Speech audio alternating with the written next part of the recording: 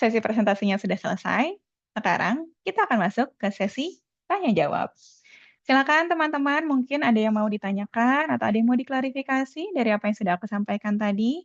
Boleh raise hand atau kalau misalnya ada yang mau disampaikan di kolom komentar, nanti coba aku baca ya. Chatnya agak panjang ini. Oke, di sini kita sudah ada beberapa teman yang raise hand. Aku mau kasih kesempatan ke Kak Fitria Putri Lintang Sari. Halo Kak Fitria, silakan.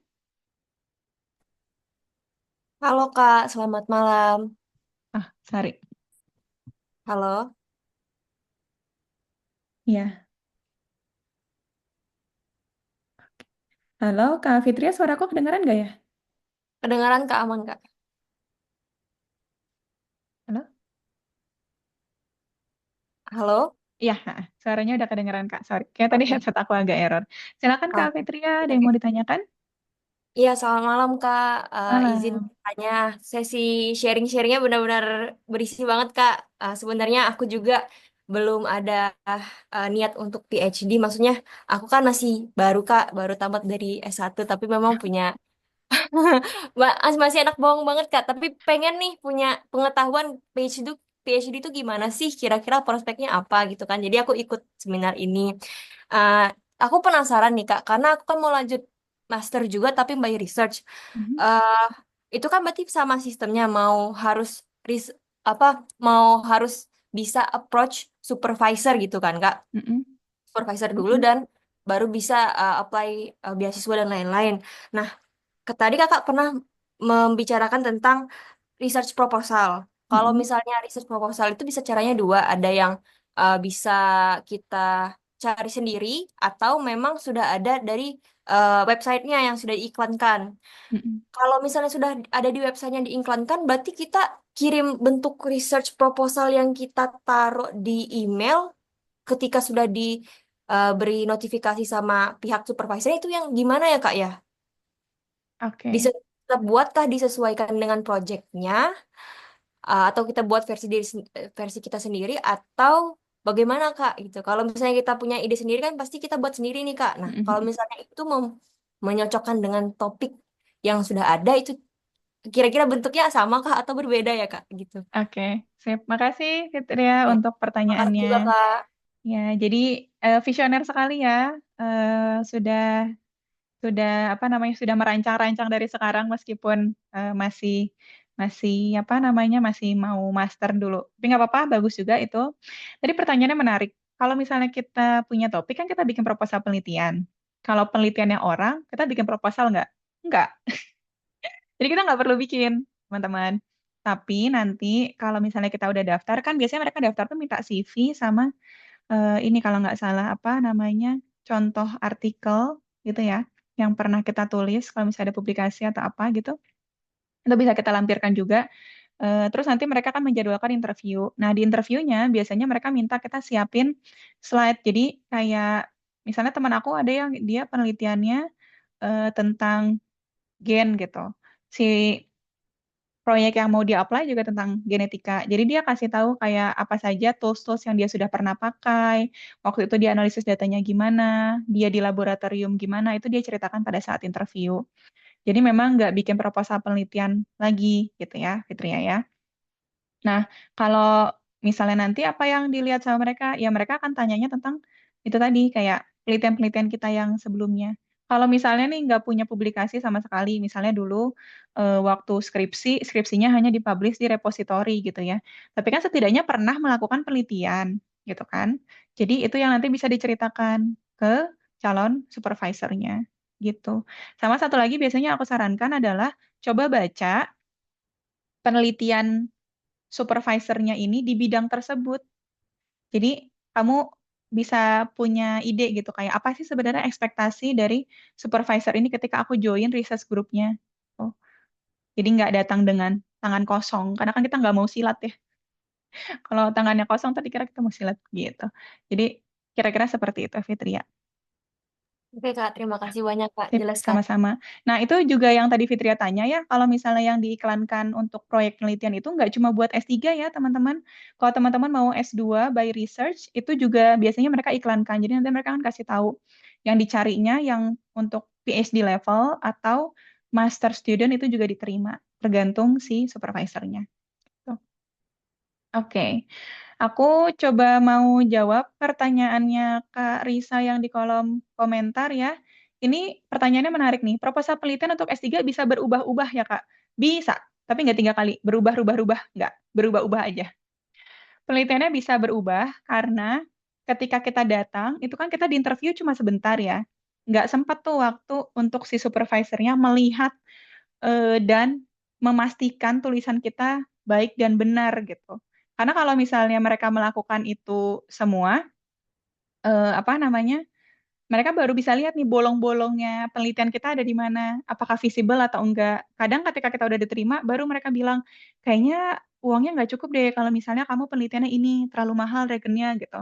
Atau kalau kayak di kasus aku tuh bilangnya gini, eh, kayaknya kalau kamu ambil penelitian ini, kamu nggak akan ketemu data yang valid sehingga nanti kamu nggak bisa mempertahankan data kamu ketika kamu ujian akhir.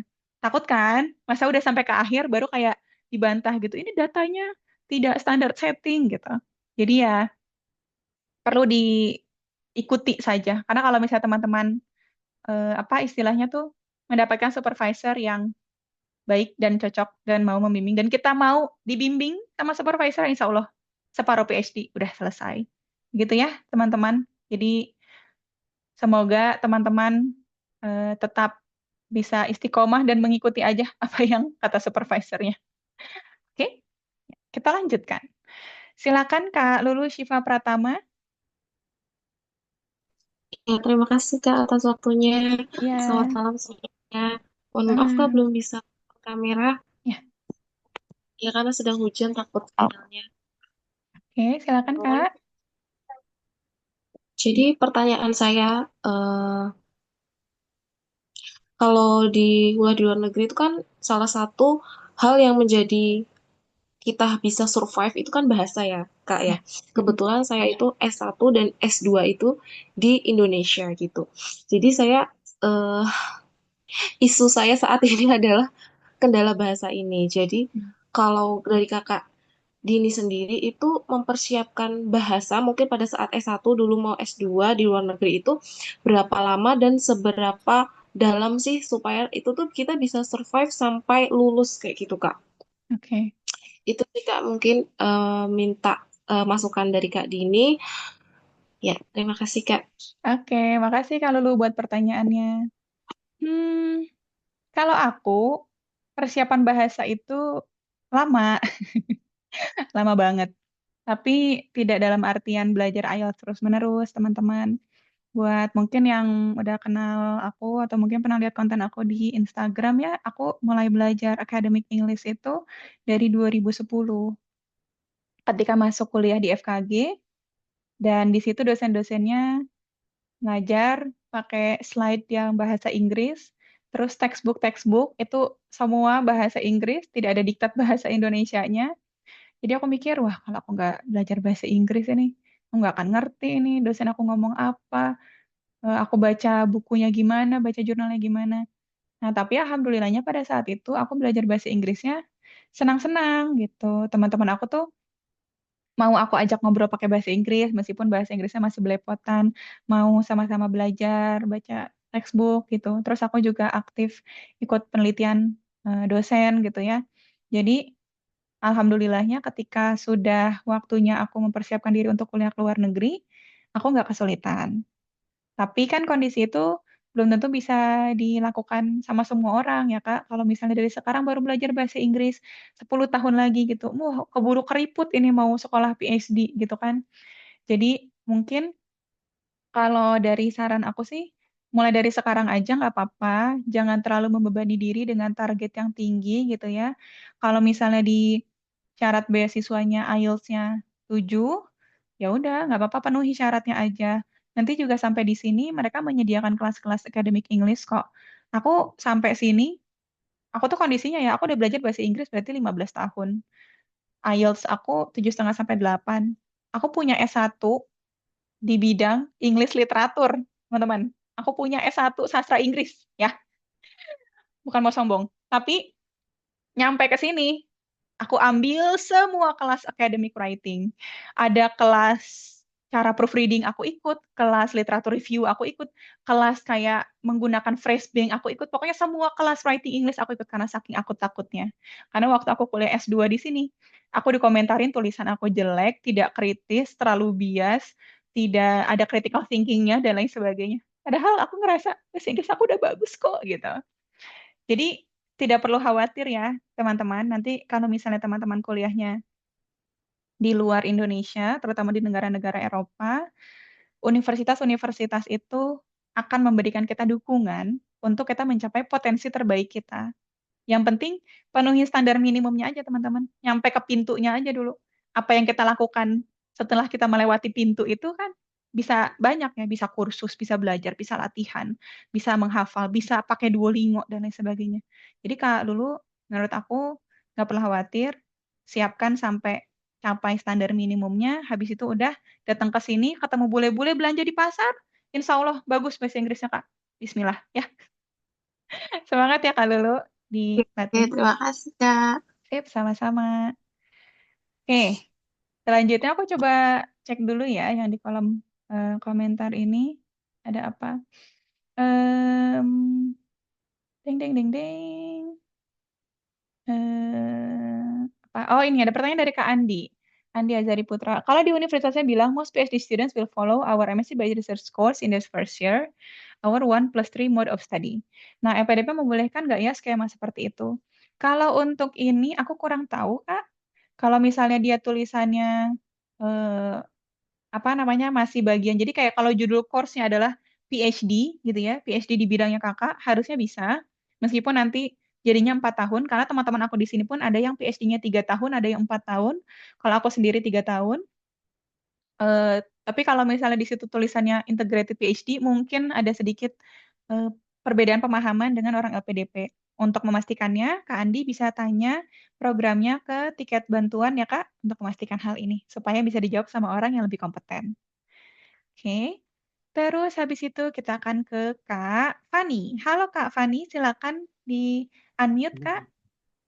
Iya Kak, malam Kak. Ini mau Ya, nanya Kak. silakan. Tadi kan berdasarkan pengalamannya Kakak kan Kakak pernah daftar di AAS juga. Mm-mm. Nah, terus udah gitu ini saya lagi mau nyoba gitu kan. Ya. Cuman kan ada beberapa dosen di berbeda kampus itu Mm-mm. yang meneliti cuma yang saya mau yang meneliti yang saya mau teliti Mm. nantinya gitu kan. Nah, Mm-mm. terus udah gitu tapi em, dua dari dosen yang berbeda kampus itu balasannya Mm-mm. tuh kayak gini, Kak. Apa katanya? Unfortunately, we do not have direct entry into our programs. Jadi Hmm. saya bingung. Jadi gimana saya mau dapetin LOA ya, Kak? Kalau misalnya, bukan LOA sih sebenarnya, lebih ke arah, kan kalau di AS kan dia boleh Dukungan nge-screen ya.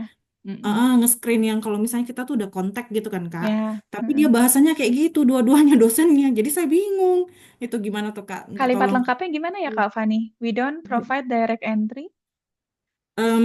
Jadi unfortunately we don't have direct entry into our programs. Mm-mm. Please find the link below for more information. Nah, terus yang Mm. satu lagi Terus jawabnya kalau juga Kakak gitu. klik linknya, kira-kira tulisannya apa Kak? Itu yang daftar daftar jalur untuk daftar S3 gitu-gitu yang kayak kalau kita daftar ke kampusnya, Kak. Oh ya, nah Kak Mm-mm. kalau itu Gitu, aku makasih. awalnya daftar lewat situ juga Kak, yang aku baru dapat supervisor. Jadi supervisor aku pun pada saat itu bilangnya, jangan email aku ya, upload data kamu ke kampus, nanti kampus yang pilihin siapa yang cocok sama kamu, katanya tuh gitu. Nah, jadi Iya aku Kak, upload benar. semua Satu data, Kak. habis itu Benar itu kayak gitu dikasih juga. sama supervisornya, aku baru dijadwalin interview gitu Kak. Kalau Kak Fani udah coba itu belum? Belum Coba karena aja Kak. oke sip. Ya, makasih Kak. Iya, nggak apa-apa kalau di Australia emang kadang adatnya beda, Kak. Aku pernah nge-email supervisornya kayak beberapa gitu kan. Terus terus ada satu yang balas bilangnya gitu, aku nggak balas chat. Maksudnya menurut beliau, aku nge-email langsung tuh kayak email pribadi gitu. Dia maunya aku ikut aturan kampus katanya.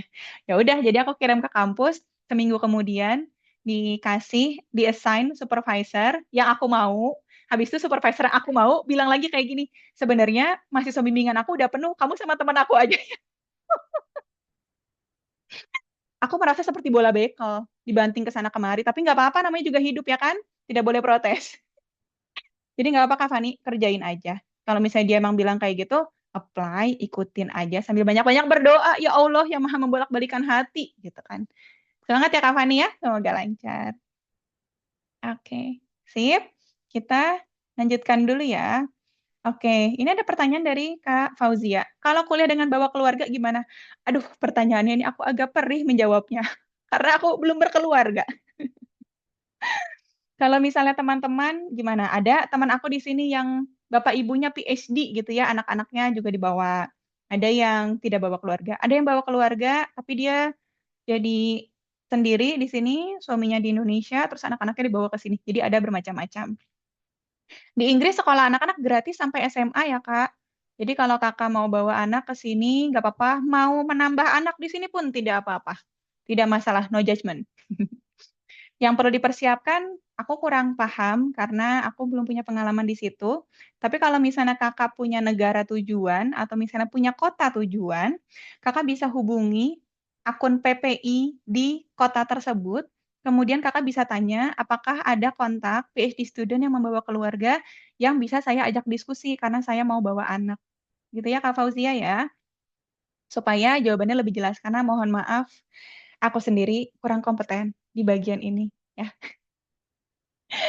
Oke, kita lanjutkan ke Kak Alvina.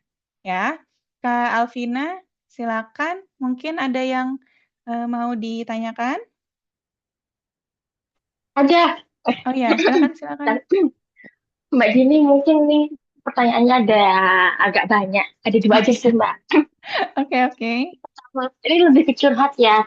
Jadi kan Mm-mm. sebenarnya aku tuh udah secure LOA dari universitas di Sydney sama di Malaysia. Yang tadi aku pernah sebutin apa DNA forensik itu Mbak jurusannya. Nah, tapi konteksnya itu adalah profesor yang ada di Malaysia itu tuh menawarkan monthly salary. Mhm. Itu di luar beasiswa gitu. Nah, tapi kalau yang di Sydney itu dia itu nggak menawarkan apa-apa dan aku tetap harus survive buat secure beasiswanya. Mm-mm. Nah, kalau dari sisi aku sendiri itu aku lebih pengen berjuang ke Sydney ya Mbak Mbak Jini. Tapi konteksnya adalah aku itu merupakan pejuang chronic illness. Nah, Oke. aku pengen tahu gimana caranya Mbak Jini survive sih di negara maju yang pasti secara budaya aja beda, secara kepedulian antar orangnya itu juga beda kan orangnya itu tuh beda-beda ya Mbak. Nah itu tuh gimana? Apakah masih reachable atau enggak? Terus yang kedua, Mbak Dini kan juga pernah mendaftar AAS yang kadarullah juga mendapatkan penolakan gitu. Nah, menurut Mbak Dini, dengan CV Mbak Dini yang sudah pointed banget, sudah dapat chevening gitu-gitu, uh, ke- kegagalannya itu tuh bisa didapatkan dari aspek apa ya Mbak Dini? Makasih. Ya, terima kasih Kak Alvina untuk pertanyaannya. Ini aku di umurku yang segini, aku coba menjawab seingatnya ya. Soalnya nanti kalau misalnya ada pertanyaan yang aku lupa jawabnya, mungkin Kak Alvina boleh tolong bantu tanya lagi ya. Memorinya agak pendek, semakin lama. Oke, pertanyaan pertama dulu. Kalau di Malaysia ditawari monthly salary, sementara di Sydney enggak, tapi dua-duanya harus berusaha buat beasiswa. Terus sekarang sedang ada kondisi sakit. Gimana survive di negara maju? Ini juga pengalaman aku, Kak. Aku S2 dulu di Inggris, ya. Itu kondisinya aku juga ada chronic illness sih, tapi mungkin beda ya, karena illness-nya aku pada saat itu adalah kondisi mental. Jadi aku didiagnosis clinical depression sama psikiater itu di Oktober apa November 2020. Aku berangkat ke Inggris September 2021, terus aku melanjutkan pengobatan di sini. Dan aku happy banget Kak ke Inggris. Kenapa? Karena obatnya lebih murah. Di Indonesia, aku tuh beli obat sama ke dokter sama ke psikolognya itu habis sekitar 1 jutaan tiap bulan, 1 juta. Di Inggris obatnya cuma 200 ribu Kak, 200 ribu. Bayangin seperlimanya negara semaju ini.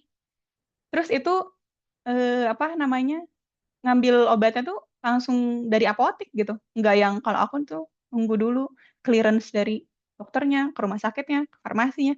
panjang gitu kalau di Indonesia. Sementara waktu aku di Nottingham, enggak, kayak jalan ke klinik, terus kayak dapat appointment dokternya, langsung ke farmasinya, dalam waktu sehari urusannya beres, gitu.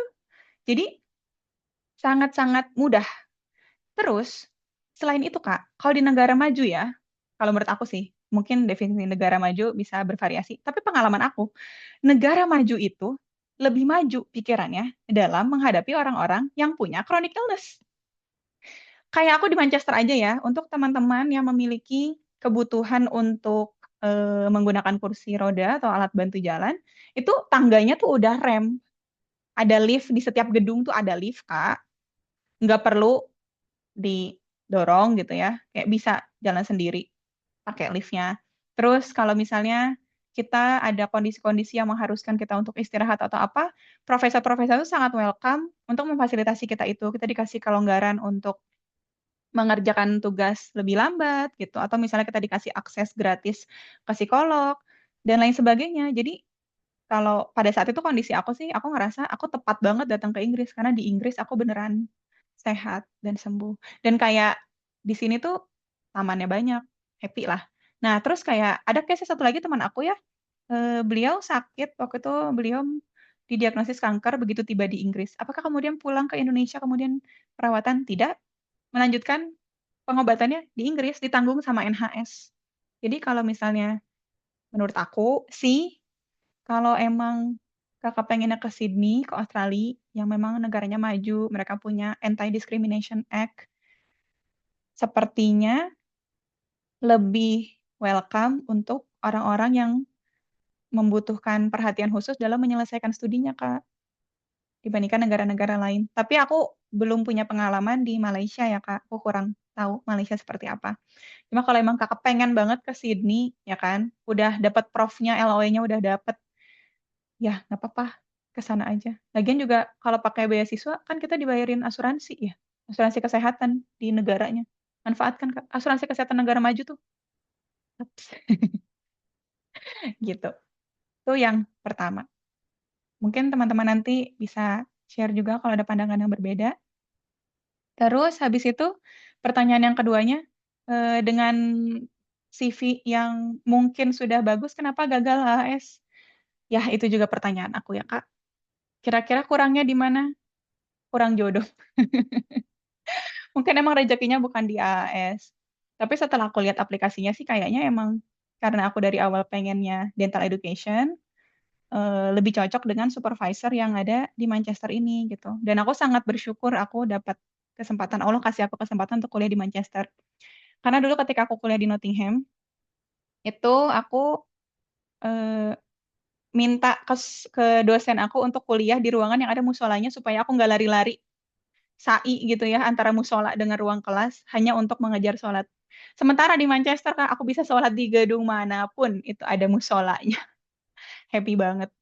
Jadi ya adalah hal-hal yang mungkin kita tidak tahu kenapanya pada saat itu, tapi mungkin kita tahu kenapanya pada saat kita sudah dapat yang lebih bagusnya. Jadi kalau kata aku sih ya mungkin belum rezeki aja begitu. Tapi kalau lebih lengkapnya mungkin kakak bisa tanya ke panelis AAS ya. Kurang tahu juga kak kalau gitu. Udah kan ya pertanyaan itu apa ada lagi Kak pertanyaannya?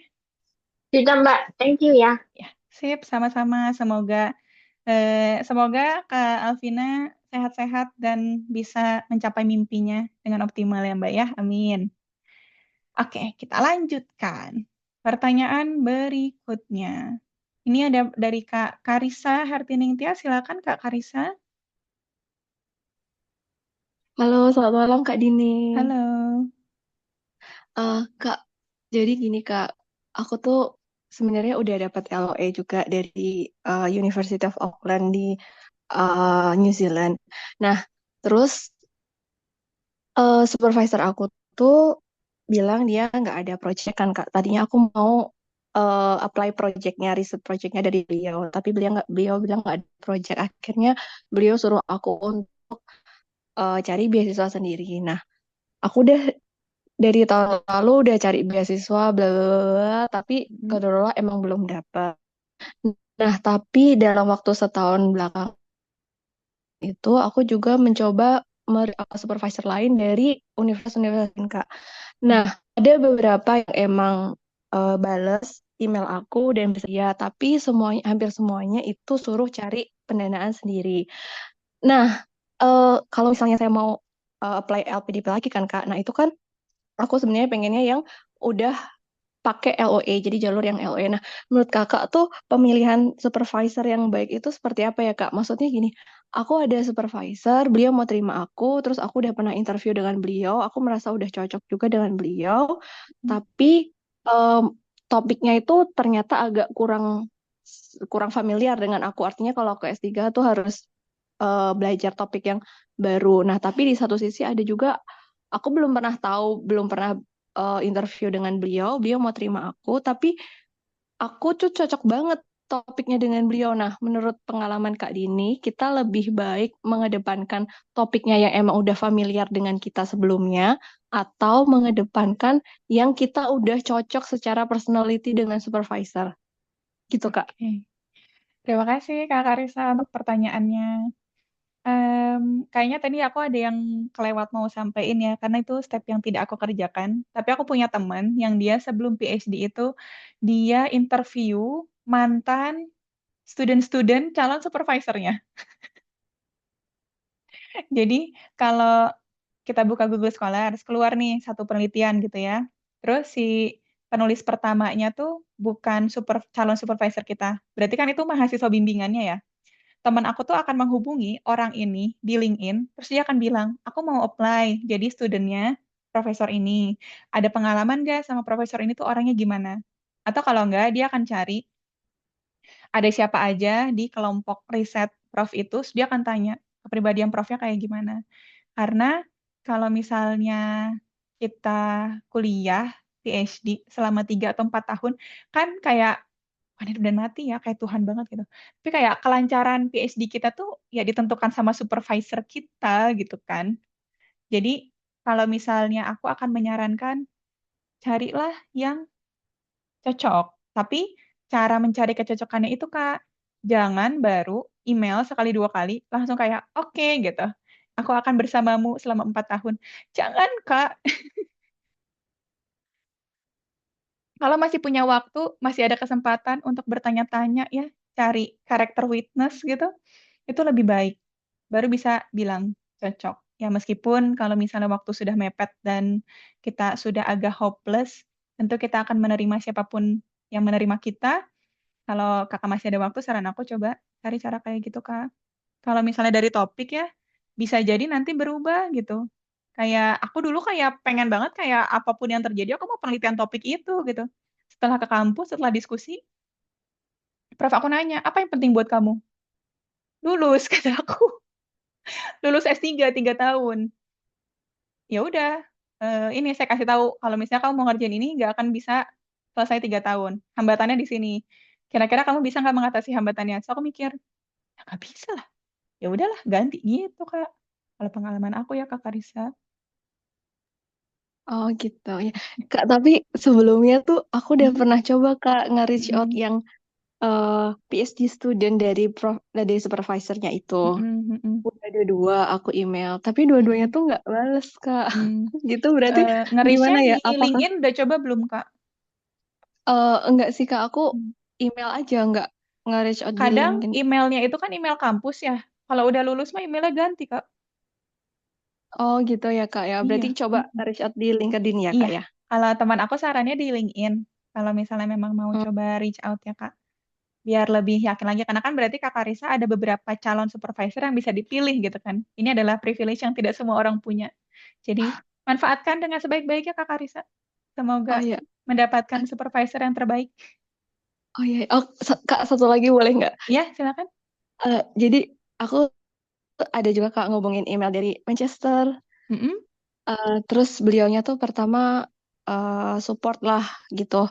mm-mm, Mau beasiswa apa gitu, ntar aku bantu gitu lah pokoknya Kak. Terus mm-mm, kan aku bilang, oh iya ada beasiswa LPDP dari Indonesia. Terus beliau tanya, oh oke terus kita perlu siapin apa aja. Nah aku terus bilang kan Kak, kalau siapin proposal sama kalau ada LOE itu lebih baik. Nah, tapi setelah aku bilang kayak gitu, beliau tuh terus nggak balas lagi. Nah, itu enaknya aku tanya lagi, emang beliau benar-benar bersedia atau gimana, Kak?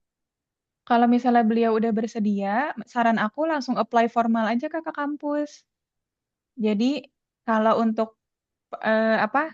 Untuk apply untuk dapetin LOE itu kan udah ada prosesnya ya, kayak untuk di website Manchesternya gitu. Apply Iya. aja, terus tulis siapa nama calon supervisornya. Nanti proses aplikasi itu akan sampai ke profesornya lewat jalur internal Manchesternya, Kak. Oh gitu, jadi Mm-mm. nggak usah bilang persetujuan dari Enggak, dari supervisornya. Oh ya, oke oke. aku waktu itu nge-email profnya bulan April. Terus kayak langsung dibalas, langsung Mm-mm. interview gitu kan. Terus gitu kata profnya, udah kamu apply. Dari bilang ya udah kamu apply, itu sampai beliau nge-email aku lagi tuh. Aku nge-apply tuh Mei, beliau nge-email aku lagi Oktober. Jadi emang lama karena kayak ya udah urusan aku sama kamu udah beres, kayak aku mau bimbing kamu selesai gitu loh. Kamu tinggal apply aja, itu urusan kamu. Maksudnya beliau tuh seperti itu. Nanti kalau misalnya ada perlu apa-apa, masuk dari internal kampusnya gitu, Kak. Dari pengalaman aku. Karena emang di sini misalnya kita bilang, Oh iya. misalnya Profnya bilang kayak oke kamu interview ya, terus kayak kita nanti bilangnya terima kasih, atau misalnya kita nanya, terus dari interviewnya kapan pengumumannya, itu mereka ya udah bakal diemin aja sampai nanti keluar resultnya kayak ya kita setuju jadi supervisor kamu, silakan kamu apply gitu. Nggak yang Oh, akan membalas email kita di setiap saat, Kak, dari pengalaman aku. oh gitu ya. Mm-mm. Oke oke oke. Ya, no Terima hard kasih Kak feelings. Dini. Mereka mah di sini kayak santai aja. Slow ya Cuma Kak kadang ya. kita aja suka overthinking ya kan, Bun? Iya betul. Nggak kok, Iya nggak apa. balas Santai, lama santai, dikit, santai. malah Apply, Kak, balas apply. sama dikit Semangat. takut. Oh ya oke oke. Makasih Kak Dini. Sip, sama-sama. Oke, sekarang aku coba bacain dari kolom chat ya. Kita masih punya 3 menit lagi, teman-teman. Ada apa nih? CV-nya apakah beda dengan CV kerja? Ya, kalau CV akademik itu biasanya fokus ke pencapaian akademik, jadi kayak pengalaman kuliahnya, terus ada publikasi apa, pernah dapat dana hibah apa, pernah datang conference apa, pernah ikut workshop apa. Pastikan yang ditulis di CV itu berhubungan sama yang mau kita apply ya, teman-teman. Kayak aku ada S1 bahasa Inggris itu aku nggak bilang. Aku pernah ikut pelatihan jadi tutor IELTS, aku juga nggak bilang gitu. Pokoknya terkait dengan bidang yang mau kita tuju aja. Em, terus habis itu ada pertanyaan dari Kak Anita, PhD profesional gitu. Nah, kalau PhD profesional, supervisornya tetap akademisi di kampus ya, tapi nanti biasanya akan ada co-supervisor yang dari industri, Kak. Terus approach-nya juga sama, hubungi supervisornya dulu. Prosesnya mirip kayak traditional PhD itu, cuma nanti bilang kalau akan apply untuk yang professional doctorate gitu, dan bilang pengalaman kerjanya kakak bagaimana gitu, Kak Anita. Oke. Terus pertanyaan berikutnya dari Kak Indah. Tahun ini lulus S2 dalam negeri tapi belum pernah jadi dosen. Apakah memungkinkan untuk daftar S3 LPDP? Kalau untuk mungkin daftar atau enggak, mungkin aja daftarnya.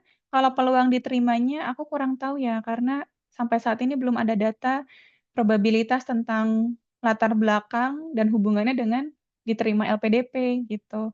Jadi coba daftar aja Kak, nggak apa-apa. Kalau untuk yang kemarin kan sudah buka di Januari, nanti prosesnya sampai April. Kalau udah apa namanya, nanti pengumuman, biasanya mereka akan buka tahap 2-nya di Juli ya, teman-teman. Jadi semoga teman-teman yang mau daftar LPDP bisa dimudahkan, dilancarkan jalannya, dan nggak apa-apa, bisa dicoba dulu aja ya. Kalau di UK bikin BRP nggak? Nggak, karena sekarang udah nggak ada BRP, kita pakainya e-visa. Terus bikinnya dari Indonesia gitu. Habis itu, kalau dapat studentship, apakah memungkinkan daftar LPDP? Enggak, Kak. Karena LPDP nggak boleh double funding. Jadi pilih salah satu, mau studentship atau mau LPDP. Kalau mau berkarir di luar negeri, studentship. Kalau mau duitnya lebih gede, studentship. Kalau misalnya mau kembali mengabdi, punya jaringan teman-teman di Indonesia, mungkin bisa daftar LPDP, gitu ya. Baik, Karena waktu kita sudah 90 menit, teman-teman, mari kita tutup dengan bacaan hamdalah. Oke. Alhamdulillahirabbil alamin. Tapi sebelum pulang, aku mau tanya satu hal nih ke teman-teman. Nah, kita kan tadi udah bahas ya, panjang kali lebar, 1 jam sesi presentasi, setengah jam kita tanya jawab. Boleh dong tolong tulis di kolom komentar, apa satu langkah konkret untuk persiapan daftar PhD yang akan kamu lakukan setelah webinar ini selesai? Boleh dong kasih tahu di kolom komen mau ngapain. Tidur tidak termasuk ya teman-teman. Tidur, makan, jalan-jalan tidak termasuk ya teman-teman. Apa langkah konkret untuk mengejar dan mempersiapkan diri untuk daftar PhD? Oke, wah aku senang banget nih. Update skor IELTS, latihan belajar IELTS, cari research project, buat proposal, kontak supervisor, cari publikasi, calon supervisor, belajar IELTS ya, improve bahasa. Ya, memang itu adalah salah satu hal yang apa namanya cukup apa ya, cukup menyita waktu ya. Jadi semangat, aku doakan apapun yang teman-teman mau lakukan pulang dari sini, aku doakan semoga mudah, lancar, berkah. Bikin tour webinar persiapan S3, mantap Mbak Mika, semangat. Terima kasih teman-teman atas kehadirannya di webinar persiapan PhD pada malam hari ini. Terima kasih sudah bertahan sampai akhir. Aku mohon maaf kalau ada kata-kata yang kurang berkenan. Kalau ada informasi yang keliru, boleh nanti diklarifikasi dan kita diskusikan kembali. Semoga apa yang aku share pada malam hari ini bisa jadi berkah dan manfaat buat kita semua. Jangan lupa kalau misalnya masih ada yang mau didiskusikan, bisa hubungi aku di Instagram. Dan selamat malam, selamat istirahat. Sampai ketemu lagi. Assalamualaikum. Oke, aku end ya.